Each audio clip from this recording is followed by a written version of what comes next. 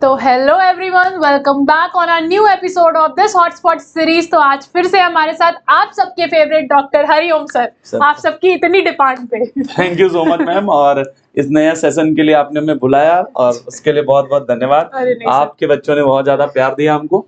तो आज इस ह्यूमन फिजियोलॉजी हम लोग मिले थे प्लांट फिजियोलॉजी के लास्ट सेशन में, और हम लोग अब मिले हैं ह्यूमन फिजियोलॉजी के लास्ट सेशन में, है ना मैम। तो आज के इस सेशन का सर एपिसोड 52 है, और इस हॉट स्पॉट में आज आप लेकर बच्चों के लिए आए हैं जॉइंट डिसऑर्डर्स, यानी कि लोकोमोशन एंड मूवमेंट से लेकर आए, और बहुत ही बढ़िया टॉपिक है मैम यहाँ पे। और काफी क्वेश्चंस भी सर पूछे गए, देख लीजिए सर। बिल्कुल मैम, लाइन से 2021, 2010, 21, 14, 13, 15, 17, 19, फिर मैम 12 में भी आया है 21, फिर 19, 13 मैम, मतलब एकदम झड़ी लग गई है, एकदम झड़ी लग गई। हॉट स्पॉट से आप कह रहे हैं तो हॉट स्पॉट ही हॉट स्पॉट में भी हॉट स्पॉट है। हाँ बिल्कुल सही बात है। तो इस काफी इम्पोर्टेंट है। तो सर इसमें हम लोगों ने दोनों शॉर्ट टॉपिक्स हैं, तो इसलिए दोनों को ही कवर कर लिया है, चाहे जॉइंट्स की बात करें चाहे डिसऑर्डर्स की बात जी मैम। तो यहाँ पे मैम आप जो है जॉइंट्स जो है बेसिकली एनसीईआरटी जो बताती है वो 3 टाइप के बताती है, 3 तरह के, है ना। एक तो फाइब्रस बताती है और दूसरा कार्टिलेजिनस और साइनोवियल। बच्चों से मेरा सजेशन रहेगा इनमें बस 3 जॉइंट है और 3 वर्ड ही केवल याद रखें। 3 कीवर्ड्स इनके लिए इंपॉर्टेंट है कि fibrous joint not allow any movement. Fibrous है F से F फाइब्रस, और F से ही होता है फिक्स्ड। ये फिक्स्ड हो जाते हैं। अगर हम बात कर ले सूचर्स, जो कि हम लोग क्रेनियम में देखते हैं, जो सूचर्स होते हैं उसमें डेंस फाइब्रस कनेक्टिव टिश्यू पाया जाता है, और वहां पे आपके फाइब्रस जॉइंट होते हैं। और कहाँ पे और किस जगह पे हम लोग को फाइब्रस जॉइंट मिलते हैं, आपको कमेंट बॉक्स में हमें आंसर करना है। ठीक है। देन कार्टिलेजिनस जॉइंट की बात करें मैम, तो ये वो जगह है जहां पर मूवमेंट लिमिटेड है ना। जैसे हमारे वर्टिब्रल कॉलम्स के बीच में, है ना, जैसे कमर हम लोग लेना, कुछ लोग ये जो मूवमेंट कर रहे हैं तो ये लिमिटेड मूवमेंट। अच्छा, कुछ लोग होते हैं एक्सेप्शन 360 घूम जाते हैं, उनकी बात नहीं करें, बट कॉमन मैन की अगर बात करें तो कार्टिलेजिनस जॉइंट दे दिया भाई, बुरा मत मानिए। Permit the limited movement. जैसे यहाँ दिया एडजेसेंट वर्टिब्रल कॉलम, मतलब 2 वर्टिब्रल कॉलम के बीच में मैम, बिल्कुल, है ना। ये कार्टिलेजिनस स्लाइटली मूवमेंट शो करते हैं। देन आ जाता है हमारा सबसे फेवरेट, और इसमें फ्लूइड फिल्ड कैविटी होती है मैम, साइनोवियल फ्लूइड पाया जाता है, इनका एक कैरेक्टरिस्टिक है साइनोवियल कैविटी में, जो कि इसकी मेम्ब्रेन सराउंड करती है, साइनोवियल मेम्ब्रेन, वही इस फ्लूइड को भी सिक्रीट करती है। और ये मैक्सिमम मूवमेंट जैसे इनमें फ्लेक्शन भी होगा, एक्सटेंशन भी होगा, एब्डक्शन भी होगा, एडक्शन भी होगा, सरकमडक्शन भी होगा, है ना। तो कई तरह की मसल्स पाई जाती है जिसमें इनमें फर्दर क्लासिफिकेशन है मैम, और वो भी एनसीईआरटी ने यहाँ पर जो है एक्सप्लेन किया। जैसे यहाँ पर एक हिंज बताया है, पाइवट बताया है, ग्लाइडिंग बताया है, सैडल बताया है। तो इनके एग्जांपल्स भी मैम बताए, है ना। हिंज सर, जो हम लोग कब्जा देखते हैं दरवाजे में, अगर कब्जा लगा हुआ है तो वो एक ही तरफ खुलेगा, दोनों तरफ नहीं खुलेगा। ये फ्लेक्शन एक्सटेंशन, जैसे एल्बो है हमारा, जैसे हमारा नी जॉइंट है, तो यहाँ पर एल्बो नहीं दिया है, एक ही एक दिया, तो बच्चों को ना बहुत ज्यादा दर्द लेने की भी जरूरत नहीं है मैम। जो दिया है वो याद एनसीईआरटी में जो दिया है वो आपके लिए ज्यादा इंपॉर्टेंट है ना। यहाँ अगर आता है तो अच्छी बात है, लेकिन मैम जो यहाँ दिए हैं वो तो पता ही होने चाहिए। बिल्कुल। दूसरा कह रहा है पाइवट जॉइंट की बात करें तो मैम ये एटलस और एक्सिस, ये आपकी फर्स्ट वर्टिब्री होती है, और एक्सिस आपकी सेकंड। जैसे हम लोग ना हिंदू मेथोडोलॉजी में कहते हैं ना कि पृथ्वी को शेष नाग ने उठा रखा है, वैसे क्रिश्चियन मेथोडोलॉजी में बोलते हैं एटलस है, देवता हैं जिन्होंने पृथ्वी को उठा रखा है। तो अब जैसे कि ये क्रिश्चियन साइंटिस्ट होते हैं बेसिकली, तो उन्होंने कहा कि हमारा ये ब्रह्मांड है और उसको एटलस नामक देवता ने उठाया है, तो फर्स्ट वर्टिब्री का नाम एटलस रख दिया। अब सोचो कहीं हिंदू मेथोडोलॉजी वाला कोई साइंटिस्ट होता, वो कहता शेषनाग है, है ना। तो कुछ ऐसा होता, कोई इसका ये लॉजिक है ऐसा कुछ।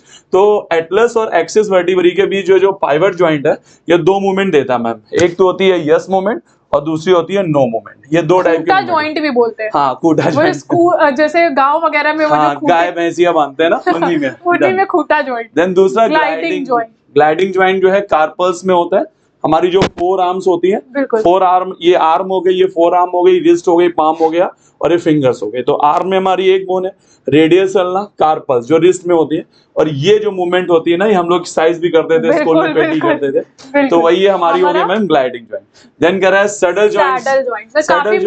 हाँ, सैडल जॉइंट मैम ऐसे करते हैं ना, ये करते हैं ना, थम्स अप ऐसे नीचे किया, तो ये हमारी हो गई फेलेंजेस और ये होती है मेटाकार्पल। तो मेटाकार्पल और कार्पल के बीच में, बिल्कुल, थंब की मेटाकार्पल और कार्पल के बीच में ये जो मूवमेंट है, ये वाला हमारा जो होता है, इसे हम लोग, ये जॉइंट कहलाता है सैडल जॉइंट। Saddle joint. अगर सर हम लोग बात करें घोड़े में, हाँ। घोड़े में वो जो लगा होता है जिसमें हम लोग बैठते हैं और हॉर्स राइडिंग करते हैं, वो सैडल की तरह ही शेप में होता है। हाँ, इसी से उसका नाम सैडल जॉइंट है, जो कि आपको कार्पल और मेटाकार्पल ऑफ थंब में पाया जाता है। और ये आपके पॉइंट्स हो गए। ये जॉइंट्स के बारे में इतना हो गया और क्वेश्चंस एकदम धमाकेदार और यहीं से ही क्वेश्चन आएंगे, इससे बाहर आपको एक क्वेश्चन नहीं मिलेगा। एनसीईआरटी की जो लाइन दी, अब मैम ऐसे ना पढ़ने को आप बता दें, आप मुझे, आपको तो आता है मैम, आपको क्या आता है, हमें क्या आता है, उससे मतलब नहीं है। बिल्कुल, एग्जामिनर यहाँ से बनाएगा, बिल्कुल, है ना। तो अब अगर हिंज जॉइंट में अब ये पूरे बॉडी के याद कर डालें तो वो अच्छी बात है, एमबीबीएस में इनको काम देगा, लेकिन नीट एग्जाम में तो यही आने जा रहा है। 14 लाइनें हैं सर बस, और यहाँ से आपका ये 4 नंबर पक्का हो मिल रहा है। बिल्कुल, और इससे सवाल 2023 में डेफिनेटली मिलने वाला है, मिलने वाला, बिल्कुल मैम। देन इसके बाद डिसऑर्डर्स की बात की गई है मैम यहाँ पे। डिसऑर्डर्स में मैम यहाँ पर बताया गया है, पहला डिसऑर्डर जो है वो माइस्थेनिया ग्रेविस है। मैम एक्चुअली आपने नर्वस सिस्टम इनको करा दिया है, तो आपने बताया होगा, और आपने नर्वस सिस्टम अभी होने वाला है। अच्छा, नर्वस, आई एम सॉरी, आपने करा दिया है स्लाइडिंग फिलामेंट। बिल्कुल, स्लाइडिंग फिलामेंट थ्योरी जब आपने पढ़ाई है ना मैम, तो वहां पर आप जब मसल्स के अंदर की एनाटॉमी बता रहे थे, तो वहां आपने बताया था कि जो हमारे मसल्स फाइबर होते हैं उनके, उन पर आकर के मोटर न्यूरॉन जुड़ती है। बिल्कुल, मोटर न्यूरॉन और मसल फाइबर के बीच में जो जंक्शन होता है वो न्यूरोमस्कुलर जंक्शन कहलाता है। मोटर एंड प्लेट भी बोलते हैं। मैं मोटर इन प्लेट में रुक के बोलना चाहता था, आपने पहले बोल दिया। मैं ये बताना चाहता था कि ये क्वेश्चन पूछा नीट वालों ने, नीट की औकात समझिए, है ना। बच्चे फर्जी में डरते हैं। क्वेश्चन क्या पूछते हैं वो, न्यूरोमस्कुलर जंक्शन का दूसरा नाम क्या है, मोटर इन प्लेट। तो अब मैम यहाँ पर होता क्या है, ये जो हमारे मसल्स फाइबर्स होते हैं मैम यहाँ पे, तो मसल्स फाइबर जो यहाँ पर है मैम, इन मसल्स फाइबर से ये हमारा यहाँ पर ये मोटर न्यूरॉन से क्या हुआ मैम, यहाँ पर ये होते हैं आपके एसिटाइल कोलिन के वो न्यूरोट्रांसमीटर्स हैं, और यहाँ पर ये होता है मैम हमारे न्यूरोट्रांसमीटर रिसेप्टर्स। अब होता क्या है मैम कि ये अब ह्यूमन हेल्थ और डिजीज में जा रहा है। ह्यूमन हेल्थ और डिजीज में हम इम्यूनिटी पढ़ते हैं। जैसे मैम ये ना कि जैसे हमने कुत्ता पाल लिया, तो कुत्ता जो हम पालेंगे तो हम चाहेंगे जब हम घर पहुंचे तो हमारा कुत्ता हमको चाटे, बिल्कुल, और आप आए तो आपको काटे। डेफिनेटली, है ना। हाँ। मतलब हमारे घर वालों को वो प्रोटेक्ट करे, कोई बाहर से आए उनको काटे, मेन फंडा है। ऐसी हमारी डॉगी में, मैं ऐसा बोलता हूँ, और डॉगी है ब्लैक कलर का जिसका नाम है इम्यून सिस्टम। लेकिन मैम कभी कभी क्या होगा, हमारे घर का कुत्ता बौरा गया, है ना मैम, तो अब हमारे ही घर के मेंबर को काट रहा है, ठीक है। तो अब बौराए कुत्ता जो है ना, उसको ऐसे ही सर कभी कभी हमारी बॉडी में क्या होता है, हमारा इम्यून सिस्टम बौरा जाता है और वो हमारी बॉडी सेल्स को काटने लगता है ना। तो इसको कहते हैं ऑटोइम्यून डिसऑर्डर। तो कभी कभी कुछ ह्यूमंस में क्या होता है, ये जो एसिटाइल कोलिन रिसेप्टर्स होते हैं, इनके लिए बन जाती है एंटीबॉडी अगेंस्ट एसिटाइल। हाँ, और ये एंटीबॉडीज जो होती हैं, ये अपने ही रिसेप्टर्स को ब्लॉक करने लगती हैं, तोड़ने लगती हैं, इनको ब्रोक कर देती हैं। और जब ये टूट जाता है मैम, तो यहाँ पर ये कम्युनिकेशन नहीं हो पाता। कम्युनिकेशन नहीं होगा तो मसल कॉन्ट्रैक्शन नहीं होगा मैम, फटीगनेस हो जाएगी, वीक हो जाएगी, वो मसल काम नहीं करेंगी, तो जिसे कहते हैं पैरालिसिस, है ना, हिंदी में लकवा कहते हैं, लकवा मार जाएगा पेशेंट। तो ऐसे में क्या होता है, इसको माइस्थेनिया ग्रेविस कहते हैं, और ये इसी को बोलते हैं ऑटो इम्यून डिसऑर्डर। काफी इंपॉर्टेंट ये कीवर्ड इसमें ध्यान में रखना, अगर क्वेश्चन आता है तो पैरालिसिस ऑफ स्केलेटल मसल, ये टर्म दिया होता है। अच्छा मैम, ऑटो इम्यून डिसऑर्डर जब ह्यूमन हेल्थ और डिजीज में आप हॉट स्पॉट्स में कराएंगे आगे चल के 12th एनसीईआरटी में, तो वहां बताएंगे, तो वहां पर ऑटो इम्यून डिसऑर्डर में दी गई है रोमेटॉइड अर्थराइटिस। तो rheumatoid arthritis is also a autoimmune disorder, तो वो भी आपको ध्यान रखना। आप एंडोक्राइन कराएंगे, वहां पर हाशिमोटो डिजीज मिलेगी, वो भी आपका ऑटोइम्यून डिसऑर्डर। तो ऑटोइम्यून डिसऑर्डर वो है जब हमारा ही इम्यून सिस्टम हमको ही डैमेज करने लगे, दैट इज ऑटोइम्यून डिसऑर्डर। तो यहाँ पर ये ऑटोइम्यून डिसऑर्डर की बात कर रहे हैं। काफी क्वेश्चन पूछा गया है, और सर ने तो एक डेडिकेटेड वीडियो भी बनाया था सर, अगर आपको याद होगा। डिजीज का, हाँ, मैंने बनाया था ये, और मैंने तब बनाया था जब होली चल रही थी, लोग ना आराम कर रहे थे, रंग खेल रहे थे, तो मैंने शाम को आकर इन लोगों के लिए वीडियो बनाया था। और अगर किसी ने अभी तक वो वीडियो नहीं देखा है तो उसका भी लिंक हम लोग डिस्क्रिप्शन के लिस्ट में दे देंगे। तो डिस्क्रिप्शन में आपका प्लेलिस्ट भी है एपिसोड वाला, और डिसीज वाला जो सर का लेक्चर था उसका भी हम लोग लिंक दे देंगे। तो अगर नहीं देखा है तो जाके देखो, उसमें आपको जो भी डिसीज सर ने कराई है उससे डेफिनेटली 2023 नीट के पेपर में आपको क्वेश्चन मिलने वाले हैं, 3 से 4 सवाल। मिल रहा है मैम, पक्का मिल रहा है। देन कह रहा है माइसेरिया, मैम इस लाइन 2 लाइन को रीड भी कर दीजिए। Autoimmune disorder, autoimmune disorder affecting neuromuscular junction leading to fatigue. Fatigue का मतलब क्या होता है मैम? थकान, थकान है ना, ये लैक्टिक एसिड डिपोजिशन होता है, आपने पढ़ाया इसी चैप्टर में। एक्सरसाइजिंग मसल्स की अगर हम और वीकनिंग का मतलब ये जानते हैं, बिल्कुल, है ना, मतलब कमजोर हो जाना मेरी तरह, है ना। Paralysis of skeletal muscle, paralysis तो हमने बता दिया, लकवा मारना।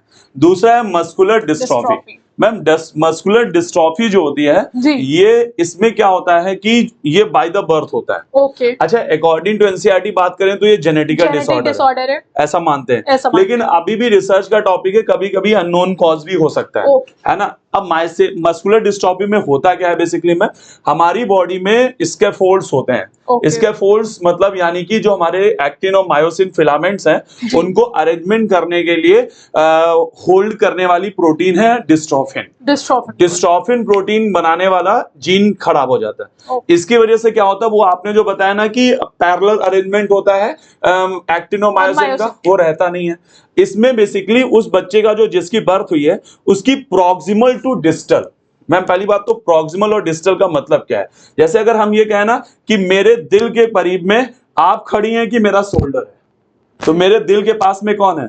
मेरा शोल्डर ज्यादा पास है और आप दूर हैं, तो आप हो गई मैम डिस्टल और मेरा शोल्डर हो गया प्रॉक्सिमल। प्रॉक्सिमल मींस पास होता है, डिस्टल मींस दूर होता है। पी से ध्यान रखना पास और डी से डिस्टल। तो मैम ये जो आपका जो मस्कुलर डिस्ट्रॉफी है, इसमें बच्चे की पहले प्रॉक्सिमल मसल्स काम करना बंद करती हैं और फिर धीरे धीरे डिस्टल टू प्रॉक्सिमल सारी मसल्स धीरे धीरे काम करना बंद कर देती हैं और वो बच्चा मैक्सिमम 8 से 10 साल जिंदा रहता है और उसकी मृत्यु हो जाती है। डिस्टल मसल पहले काम करना बंद कर देती है, उसके बाद धीरे धीरे आपकी पास वाली प्रॉक्सिमल मसल्स में बॉडी के केस में प्रॉक्सिमल और डिस्टल के रिस्पेक्ट में सेंटर पार्ट हार्ट को माना जाता है जी, है ना। जब एनाटॉमी में, ह्यूमन फिजियोलॉजी में जब हम प्रॉक्सिमल डिस्टल बोलते हैं तो वहां सेंटर पे हार्ट है हमारे। हार्ट से जो चीज दूर है वो डिस्टल है, हार्ट के जो चीज पास है वो प्रॉक्सिमल है ना। तो यहाँ पे muscular dystrophy progressive degeneration of the skeletal muscle mostly due to the genetic.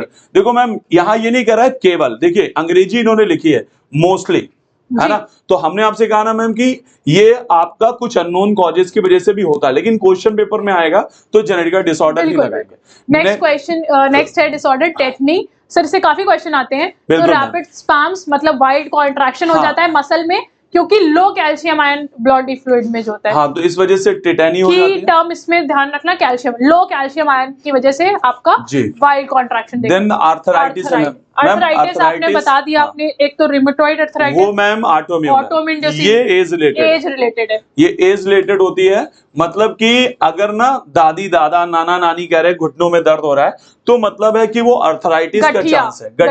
गठिया भाई कहते हैं ना, ज्वाइंट पेन, ये बेसिकली होता है एज रिलेटेड। 40 साल की एज के बाद हो सकता है अगर आप अपने ज्वाइंट्स की, और एक बात और मैम, ये लार्ज ज्वाइंट में होता है, उंगली में नहीं होगा, मतलब फेलेंजेस में नहीं होगा, ये नी में होगा, नी में, है ना, क्योंकि ये नी क्या है, ये लार्ज ज्वाइंट में। फिर डॉक्टर सजेस्ट करता है कि अपने नी बोन रिप्लेस करा लो। हाँ, वो नी रिप्लेसमेंट जो होता है वो इसी केस में होता है ना, इस केस में भी जब और सीवियर हो जाता है। हाँ, तो ये है कि ये बेसिकली एज रिलेटेड डिसऑर्डर है। तो अगर आप प्रॉपर एक्सरसाइज करते रहिए, फूड हैबिट अच्छी रखिए, तो ये नहीं होता है। बेसिकली जब आप ना थोड़ा सा अपने लिए ना कुछ अपनी बॉडी को आप टाइम नहीं देंगे, आप एक्सरसाइज नहीं करेंगे, तो उस वजह से अर्थराइटिस होती है। इन्फ्लेमेशन इन जॉइंट हो जाता है।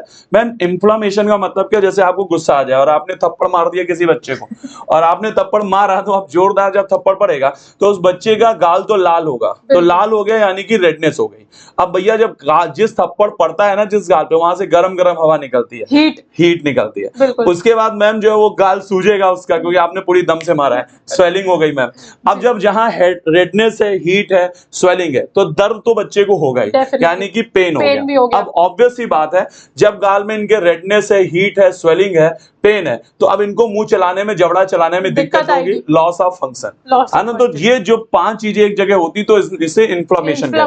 इन्फ्लेमेशन कोई बीमारी नहीं है, दैट इज अ सिम्टम। आपने बताया था इम्यून रिस्पॉन्स है ना। तो इन्फ्लेमेशन किसी भी वजह से हो सकता है, लेकिन हाँ ज्वाइंट्स पे हो रहा है, एज रिलेटेड है, तो उसे अर्थराइटिस कहते हैं। और सर ने जैसे बताया इसके लिए 5 फैक्टर रिस्पॉन्सिबल होते हैं, ठीक है। तो बच्चे कंफ्यूज होते थे कि स्वेलिंग हो गई तो इन्फ्लेमेशन हो गया, ऐसा नहीं है। हीट भी होगी, रेडनेस भी होगी, पेन भी होगा, लॉस ऑफ फंक्शन भी होगा, इसके कारण जो होता है वो इन्फ्लेमेशन होता है। यहाँ पर मैम देखिए गाउट में भी इन्फ्लेमेशन है जी, देखिए फीवर आना बीमारी नहीं है मैम, बिल्कुल फीवर इज अ सिम्टम, बिल्कुल है ना, फीवर आपका इम्यून रिस्पॉन्स है ना। तो वही जैसे ना आपको गुस्सा आया, तो गुस्सा आने की वजह बहुत सारी है ना। आपका एग्जाम अच्छा नहीं हुआ, मम्मी ने डांट दिया, तुमने गलत काम कर दिया, इस वजह से मम्मी को गुस्सा आ गया। वैसे इन्फ्लामेशन अर्थराइटिस में भी होता है, इन्फ्लामेशन गाउट में भी होता है। यहाँ पे जो ज्वाइंट में हो रहा है, गाउट में जो होता है, ये मेटाबॉलिक डिसऑर्डर है, मेटाबॉलिक डिसऑर्डर है। और यूरिक एसिड के क्रिस्टल्स का एक्यूमुलेशन हो जाता है ज्वाइंट्स के बीच में, और इसको हम गाउट कहते हैं। बिल्कुल। तो इन्फ्लामेशन यहाँ भी है मैम, इन्फ्लामेशन यहाँ भी है,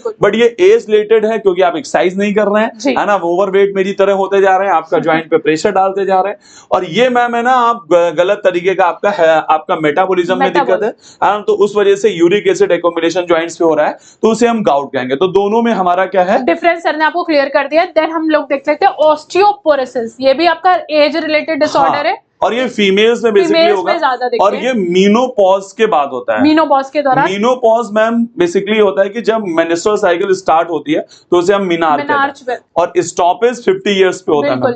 तो जब मीनोपॉज होता है, तो फीमेल में क्या होता है मैम, एफएसएच हार्मोन का कंसंट्रेशन बढ़ता है, क्योंकि oocytes जो होते हैं, प्राइमरी oocyte वो खत्म हो गए, तो अब हाइपोथैलेमस जो है एफएसएच भेजता है, लेकिन एस्ट्रोजन का फीडबैक नहीं मिलता। अब क्या हुआ मैम कि एस्ट्रोजन लेवल कम हो जाता है। और एस्ट्रोजन और एंड्रोजन, जैसे अगर हम बात करें सेकेंडरी सेक्सुअल कैरेक्टर्स की बात करें, तो मेल में मसल्स में जो ग्रोथ होती है, फीमेल्स में जो मसल्स में ग्रोथ होती है, ये आपके एनाबोलिज्म को बढ़ाते हैं हार्मोन, एस्ट्रोजन हो या एंड्रोजन हो, एनाबोलिज्म को बढ़ाते हैं मैम, है ना, ग्रोथ पर, आपके प्रोटीन मेटाबॉलिज्म, कार्बोहाइड्रेट मेटाबॉलिज्म को। और जब ये हमारा एस्ट्रोजन लेवल फीमेल में कम हो जाएगा, तो हमारी फीमेल का बोन्स कमजोर होने लगेगा, यानी कैल्शियम लेवल कम होने लगेगा, और इस कंडीशन में फ्रैक्चर्स होने का खतरा ज्यादा रहता है। अच्छा, देखा होगा नॉर्मली दादी लोग, नानी लोग, मम्मा लोग कमर दर्द ज्यादा कहते हैं, कमर दर्द नहीं। पापा और दादा और नाना जो है, कमर दर्द की, हम नहीं कह रहे उन्हें कमर दर्द नहीं होता, बट ये प्रॉब्लम ज्यादा फीमेल्स में देखने को मिलती है। बोले कि कमर में ज्यादा दर्द हो रहा है, पैर में दर्द हो रहा है, ये क्योंकि उनकी बोन्स जो है 40 साल के बाद जो है कमजोर होना शुरू हो जाती है। और आज हमारी गवर्नमेंट भी कहती है 40 साल के बाद हर एक फीमेल को आयरन की, कैल्शियम की पिल्स लेनी चाहिए, है ना। तो वही ऑस्टियोपोरोसिस एज रिलेटेड डिसऑर्डर है, इसमें कह रहा है कि डिक्रीज हो जाता है bone mass and increase the chance of fracture and decrease level of oestrogen.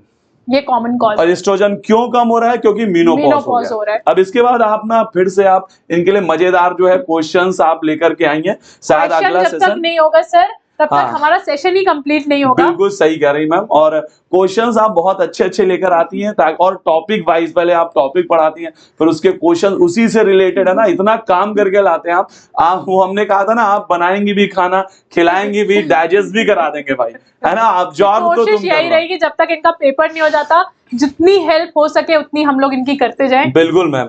तो इसी क्रम में मैम जो है पहला क्वेश्चन है chronic auto immune disorder. Auto immune disorder की बात कर रहा है मैम। ऑटो इम्यून डिसऑर्डर जो है अफेक्टिंग द न्यूरोमस्कुलर जंक्शन, जैसे सर ने आपको बताया था कि ये एसिटिलकोलिन जो होते हैं न्यूरोट्रांसमीटर, उनके रिसेप्टर्स को ब्लॉक कर देता है, जिसके कारण आपका मसल कॉन्ट्रैक्शन ही नहीं हो पाता है। और एक चीज ये पॉइंट करें मैम, लैंग्वेज भी नहीं बदली है, मतलब ऐसा करते हैं कि कॉपी कट, उन्होंने लाइन उठाई, कट कॉपी पेस्ट कर दिया है, बस, है ना। सेम है ना, फटीग, वीकनेस, पैरालिसिस, इसी क्रम में अभी पीछे लिखा था, बिल्कुल, और क्वेश्चन में भी ऐसे वही है, 2021 में पूछा गया। तो बच्चों को ना बेवजह ना वो नोट्स बनाना और ये सब बवाल करने की जरूरत नहीं है। अपनी एनसीईआरटी को ना मोहब्बत जितनी तगड़ी कर लेंगे, सिलेक्शन उतना सरल हो जाएगा। बच्चे क्वेश्चन पूछ रहे थे कमेंट में कि नोट्स बनाएं, लास्ट मोमेंट क्या करें, बहुत कंफ्यूजन हो रहा है। तो मैंने बच्चों को यही सजेस्ट किया कि लास्ट मोमेंट जितना हो सकता है अपनी बुक को रंग दो। बिल्कुल, ये है कि ना, देखिए नोट्स बनाने से होता क्या है कि हमारा चीजें फैल जाती है, हमें चीजों को समेटना है ना, और समेटना है तो एनसीईआरटी कोई नोट्स, और एनसीईआरटी से अच्छी कोई बुक नहीं है रिवीजन के लिए। बिल्कुल। तो यहाँ पर मैम जो है आंसर जाएगा हमारा डी, मुझे ऐसा लगता है। बिल्कुल सर, माइस्थेनिया ग्रेविस सर ने मस्कुलर डिस्ट्रोफी बताया, जेनेटिक आपका डिसऑर्डर है। कई बार इसके अननोन रीजन भी होते हैं, आपका डीजेनरेशन हो जाता है स्केलेटल मसल में, arthritis, inflammation of joints, inflammation होता है due to deposition of uric acid crystals. तो ये आपने सारी चीजें देख ली। नेक्स्ट हम लोग क्वेश्चन, अब नेक्स्ट है हमारा जॉइंट से सर क्वेश्चन है। 3 तरह के जॉइंट्स आपको सर ने बताए, फाइब्रस, कार्टिलेजनस एंड साइनोवियल। जी मैम। तो हम लोग यहाँ पे ग्लाइडिंग जॉइंट है मैम, ये सारे साइनोवियल के एग्जांपल्स हैं। हाँ, जॉइंट, हिंज, जो पाइवट, बिल्कुल सही बात है। ग्लाइडिंग को मैम बिटवीन कार्पल्स तो हो ही नहीं सकता, बिटवीन एटलस नहीं होगा, बिटवीन मैम कार्पल्स ये हो सकता है मैम, बिटवीन कार्पल्स होगा, हाँ। जैसे हम लोगों ने बताया था कलाई पे बात हाँ। कर ले तो ग्लाइडिंग जॉइंट हमें मिलता तो है। एक मिनट मैम आगे जाइए मत, आप ऑप्शन में मिला लीजिए। फर्स्ट ऑप्शन ये हमारा करेक्ट हो गया, हम लोग टाइम कहते हैं सेवर। लोग कहते हैं टाइम नहीं बचता, देखिए नीट का क्वेश्चन है और मैम और कोई ऑप्शन अगर आप, लेकिन आपको कंफर्म होना पड़ेगा। अब आप यही कंफर्म नहीं हो कि इसका ये हो सकता है तो दिक्कत और है। कई बार होता है सर, हमें एक ऑप्शन में हम लोग बिल्कुल 100% श्योर होते हैं। हाँ, और जैसे तो एक ऑप्शन से ही मैम निकल सकता है ये बिल्कुल, क्वेश्चन, बिल्कुल। है ना, लेकिन ठीक है फिर भी आप, हमारी तो रिस्पॉन्सिबिलिटी है पूरा एक्सप्लेन करने की। बिल्कुल। मैम हिंज आगे। जॉइंट बताया था, कब्जा वाला, इसमें जी। क्या होता है आपका ह्यूमरस और अल्ना के बीच में पाया जाएगा जी, हिंज। ये ठीक है? मतलब एल्बो जॉइंट की बात हो गई बिल्कुल। मैम। देन हमारा पाइवॉइड जॉइंट, एटलस और एक्सिस सर ने आपको बताया था। सैडल जॉइंट आपका कार्पल और मेटाकार्पल ऑफ थंब। जी। बेटा थंब लिखा होना बहुत जरूरी है। जी मैम, ठीक तो है? यहाँ पर आंसर हमारा फर्स्ट चला फर्स्ट हो गया। देन अगला क्वेश्चन मैम यहाँ पर देखते हैं। अगला क्वेश्चन फिर से, pivot joint between atlas and axis. तो हंसी आ रही क्वेश्चन पढ़ के। मैम देखिए ना, आप इसलिए लाते हो ना कि इनको ये भरोसा हो जाए कि क्वेश्चन रिपीट होता है, रिपीट होता है, एनसीईआरटी की लाइन से आता है। वही तो ना। और एक भी सर एग्जांपल्स तो बहुत सारे हैं, बट इन्होंने जो एग्जांपल इसमें दिया है उसके अलावा कुछ नहीं पढ़ना एग्जांपल। देखिए मैम, हम लोगों का तो काम केवल इतना है ना कि रास्ता बता देना, अर्जुन तो इन्हें खुद ही बनना है। जी। हम लोगों का कुछ नहीं, हम लोग का रोल 0.1% का है मैम, है ना। और अगर हम ही लोग इनको डाइवर्ट कर दे, नहीं बेटा ये वाला नोट्स कर लो, ये लिख लो, मैं बहुत अच्छा पढ़ाता हूँ, ये वो, है ना, तो मैम गलत होगा। मेन चीज है हमारा, इनका काम है कि हम इन्हें आसान कर देना। तो इनको ये बता रहे हैं कि देखो भाई, एनसीईआरटी अगर तुम खुद से भी पढ़ लेते हो, सिलेक्शन हो जाएगा, माँ बाप का सपना पूरा हो जाएगा। बिल्कुल। तो मैम इसका आंसर क्या जाएगा? आपका pivot joint between atlas and axis, ये किस टाइप का जॉइंट है? तो आपको पता है साइनोवियल, यहाँ पे साइनोवियल फ्लूइड भरा होता है साइनोवियल कैविटी के अंदर। बिल्कुल मैम, कार्टिलेजिनस जॉइंट में लिमिटेड रूट मूवमेंट होती है। बिल्कुल, स्लाइटली मूवमेंट परमिटेड। और मैम फाइब्रस जॉइंट आपका इमूवेबल जॉइंट होता है। और ये सैडल जॉइंट में आपका ये टाइप है आपका इसी का ही, क्या कहते हैं, साइनोवियल जॉइंट का टाइप है सैडल जॉइंट, जो कि हमें कार्पल और मेटाकार्पल ऑफ थंब के बीच में देखने को मिलता है। जी जी, तो यहाँ पर इसलिए ये जा नहीं सकता था, इसलिए ये चला। बिल्कुल, क्योंकि एटलस और एक्सिस दे दिया। जी मैम। अगर यहाँ पे दिया होता टाइप ऑफ साइनोवियल जॉइंट, तो हमें यहाँ पे सैडल जॉइंट भी करेक्ट हो जाता। जी ma'am. Then which of the following joint would be allowed to the no movement? No movement. फिर देखिए, आपने बता दिया नो मूवमेंट। इमूवेबल जॉइंट आपका फाइब्रस जॉइंट सीधे सीधे बॉल एंड। अब यहाँ पर ये आंसर तो थर्ड चला गया मैम। साइनोवियल जॉइंट में मूवमेंट होती है ma'am. Ball and socket joint हमारा जो है पेल्विक गर्डल में होता है मैम, शोल्डर गर्डल में होता है मैम, ये इन्हें पता ही होना चाहिए। बिल्कुल, पेक्टोरल में भी देखते हैं। पेक्टोरल गर्डल मैम जो है ना, पेक्टोरल गर्डल में basically acromion process of scapula और हेड ऑफ ह्यूमरस के बीच। और हमारा जो पेल्विक गर्डल में बॉल एंड सॉकेट जॉइंट है वो एसिटाबुलम और हेड ऑफ फीमर के बीच में। और एसिटाबुलम मैम 3 बोन से मिलकर बना होता है, प्यूबिस। देन कार्टिलेजिनस जॉइंट अभी बताया मैम, जो आपकी जो 2 वर्टिब्रल कॉलम है उनके बीच का होता है, स्लाइटली मूवेबल जॉइंट होता है। जैसे वर्टिब्री की भी बात करें तो एस शेप्ड, ऐसे लहरी हुई ना फिगर आप देखते हैं। Select the correct matching type. इसमें मैम करेक्ट मैच को देखना है। इस example to the human skeletal system. बिल्कुल, cartilaginous between frontal and parietal, तो ये इनकरेक्ट हो जाएगा, क्योंकि अगर हम लोग बात कर लें, ये हमारे जो जोन्स प्रेजेंट हैं, ये आप यहाँ पे फाइब्रस जॉइंट प्रेजेंट। ये मैम फ्रंटल ही हो गई, यहाँ तिलक लगाते हैं हम लोग। ये हमारी पैराइटल हो गई, ये टेम्पोरल या ऑक्सीपिटल, यहाँ फाइब्रस जॉइंट होता है। Then pivot joint between third and fourth cervical vertebrae, तो ये भी गलत हो गया, क्योंकि हम लोग इसको एटलस और एक्सिस के बीच में देखते हैं। जी मैम। देन हमारा हिंज जॉइंट होता है between humerus and pectoral girdle, तो ये भी इनकरेक्ट। ये बॉल एंड सॉकेट होता है, अभी बताया था। ग्लाइडिंग जॉइंट बिटवीन कार्पल्स, तो ये आंसर यहाँ पर डी जाएगा। मैम आप एक्सप्लेन एक एक पॉइंट कर देती है ना, कुछ छोड़ती नहीं इनके लिए। नेक्स्ट है sir the characteristic and example of synovial joint. जी मैम। तो यहाँ पे कैरेक्टरिस्टिक दिया है, तो बेसिकली यहाँ पर इस क्वेश्चन में ये मैम ना, मुझे लग रहा है कि देख रहे हैं 4 इन्होंने दे दिए हैं, और इनमें से कौन सा जो मैच है वो सही है, इनमें से ये देखना, मैचिंग नहीं करना, ये बात नहीं करनी है। ये इन्हें ये भी समझना है मैम, है ना, कि इसमें पता है मैचिंग ढूंढ रहे हैं वहां पर। इसमें कह रहा है कि कौन सा जो पेयर है वो सही है, करेक्ट है, किसके लिए? साइनोवियल जॉइंट के रिस्पेक्ट में। तो पहला मैम है fluid filled synovial cavity between 2 bones, है ना, 2 बोन्स के बीच में फ्लूइड होता है, तो जॉइंट बिटवीन एटलस और एक्सिस। तो ये कैरेक्टरिस्टिक देखा जाए साइनोवियल जॉइंट के रिस्पेक्ट में, तो ये तो सही है, करेक्ट है। और ये साइनोवियल जॉइंट का मैम एग्जांपल भी है, पाइवॉइड जॉइंट। तो ये साइनोवियल में भी आता है, इसका एक टाइप है। तो पहला तो सही लग रहा है, दूसरा देख लीजिए, हमारा ये बन जाता है। नेक्स्ट पढ़ लेते हैं, देख लीजिए, lymph field between 2 bones, limited movement, lymph तो फिल्ड नहीं होता है आपका, साइनोवियल फ्लूइड होता है वो, बिल्कुल है ना, gliding joints between carpus, sodium ma'am हटाइए, fluid cartilage between two bone, limited movement, knee, देखिए मैम नी ज्वाइंट में कार्टिलेजनस होता ही नहीं है, यहाँ पर तो साइनोवियल होता है मैम, या हमारा नी जॉइंट्स में साइनोवियल होता है, कार्टिलेजनस तो बिटवीन द वर्टिब्री होता है, नी में आपका हिंज जॉइंट पाया जाता है, और fluid filled between two joint, provide cushion, skull bone नहीं भैया, देखिए मैम कुशन जो है ना, कुशन तो देता है कार्टिलेज, है ना, कुशन कार्टिलेज हम लोगों ने पढ़ा है जब 7th चैप्टर आपने पढ़ाया, तो वहां भी बताया था कार्टिलेज का काम ही होता है कंप्रेशन को रेजिस्ट करना, बिल्कुल, तो स्कल में तो आपकी अभी आपने बताया सूचर्स बोन होते हैं, है ना, तो हो ही नहीं सकता, तो ये भी गलत हो गया, तो आंसर यहाँ पर जा रहा है फर्स्ट, क्योंकि वहां पे डेंस फाइब्रस कनेक्टिव टिश्यू पाया जाता है। जी मैम। देन नेक्स्ट क्वेश्चन है हमारा, which are following is correct description to the certain part of the normal human skeleton, जी, इसमें एक मतलब क्या देखना है, करेक्ट देखना है, बिल्कुल जी, तो पहला आंसर पैराइटल ये हमारा ह्यूमन स्केलेटल से क्वेश्चन आ गया है, इसका एपिसोड हम लोग रिकॉर्ड कर चुके हैं, तो इसका आंसर बच्चे लोग करेंगे, हम लोग जॉइंट वाला क्वेश्चन देख लेते हैं, एक्सप्लेन कर दीजिए बच्चों के लिए पढ़ देते हैं हम लोग क्वेश्चन, पढ़ दीजिए, which of the following is the correct description of certain part of normal human skeleton, तो पहला दिया है parietal bone and temporal bone of the skull are joint fibrous joint, तो यहाँ पे फाइब्रस जॉइंट प्रेजेंट होता है, आपको बताना है यस ट्रू और फॉल्स। देन दिया है first vertebrae is axis which articulates with the occipital condyle, तो फर्स्ट वर्टिब्री क्या होती है बेटा, एटलस होती है, अभी सर ने आपको बताया था, क्यों ये भी इनकरेक्ट हो गया। The 9th and the 10th pair of ribs are called floating, 11th और 12th आपकी फ्लोटिंग होती है, क्योंकि वो वेंट्रली किससे नहीं जुड़ी होती है, स्टर्नम से नहीं जुड़ी होती है, gliding cavity, glenoid cavity is a depression to which thigh bones articulate, तो थाई बोन यानी कि आपकी लार्जेस्ट बोन फीमर, जो फीमर का हेड होता है वो आर्टिकुलेट करता है किसके साथ, एसिटाबुलम के साथ, तो ये भी इनकरेक्ट हो गया। सर आपने तो आंसर ही बच्चों को बता दिया मैंने नहीं बताया, आपने बताया, मैंने कब कहा कि गलत है बिल्कुल चलिए ठीक है, इतना भला हो गया। The type of joint between human skull bone is called, तो ह्यूमन स्कल बोन में कौन सा जॉइंट पाया जाता है, हम लोगों ने कई बार इसको सर डिस्कस कर लिया है, बच्चे आंसर करेंगे। जी बिल्कुल मैम, ठीक है, चलिए अब ये वाला छोड़ ही देते आपका मन है यही बताएं तो बता दें आप, है ना, चलिए, तो देन नेक्स्ट हमारा ऑस्टियोपोरोसिस, एज रिलेटेड डिजीज है स्केलेटल सिस्टम की, बेसिकली फीमेल्स में मैम, बिल्कुल, है ना, अभी मैंने एक्सप्लेन किया था, इसमें एस्ट्रोजन लेवल कम हो जाता है ma'am, decrease level of oestrogen, bone mass भी कम हो जाता है, सीधा आंसर दे रखा है, लेकिन फिर भी पढ़ लीजिए, शायद कुछ और हो ma'am. Immune disorder affecting neuromuscular junction leading to fatigue, weakening and paralysis, myasthenia gravis, high concentration, ये तो बेकार फर्जी की बात, लो में टिटेनी होती है, बिल्कुल, है ना, then accumulation of uric acid lead to the, ये तो गाउट की बात हो गई, तो आंसर हमारा सी जाएगा, बिल्कुल।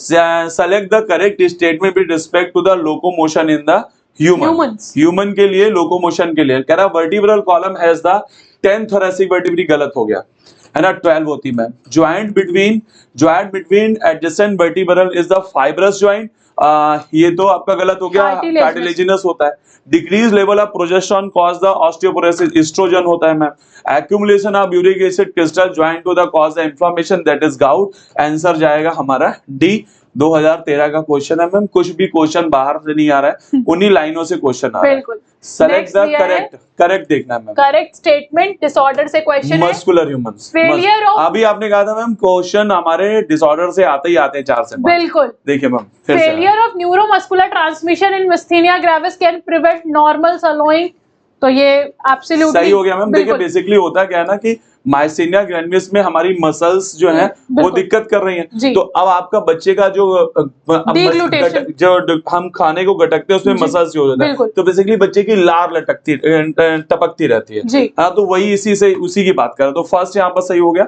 Accumulation of urea in certain joint, ये तो मैम आपके गाउट की बात हो गई। देन कह रहा है an overdose of vitamin D cause osteoporosis, ये भी गलत है ma'am. And rapid contraction of skeletal muscle cause of muscular dystrophy, ये भी नहीं होगा मैम, मस्कुलर डिस्ट्रॉफी ये भी नहीं हो सकता, डीजेनरेशन हो जाता है, तो आपका फर्स्ट आंसर हो गया। नेक्स्ट क्वेश्चन देख लेते हैं, लास्ट है हमारा सर, ये भी मस्कुलर डिसऑर्डर से ही सवाल है, और यहाँ पे पूछा गया है muscular dystrophy age related shortening of muscles, तो मस्कुलर डिस्ट्रॉफी में आपका डीजेनरेशन हो जाता है। देन दिया है osteoporosis decrease in bone mass, सही है। हायर चांसेस ऑफ फ्रैक्चर्स भी होते हैं विद एडवांसिंग एज, तो ये हमारा करेक्ट हो जाएगा। क्यों होता है? ड्यू टू म्यूनोपॉज, और आपका एस्ट्रोजन का लेवल आपकी बॉडी में डिक्रीज हो जाता है। तो यहाँ पे हमारा बी वाला करेक्ट जाएगा। माइस्थेनिया ग्रेविस आपका ऑटोइम्यून डिसऑर्डर है which inhibit sliding of myosin. Myosin का फिलामेंट का नहीं होता है, मायोसिन तो मोटा होता है, मोटा तो कभी भी स्लाइड नहीं करता है, thin slide over thick filament, तो ये वाला भी गलत हो गया। Gout inflammation of joint due to extra deposition of calcium, नहीं बेटा, यूरिक एसिड के क्रिस्टल्स का डिपोजिशन होता है।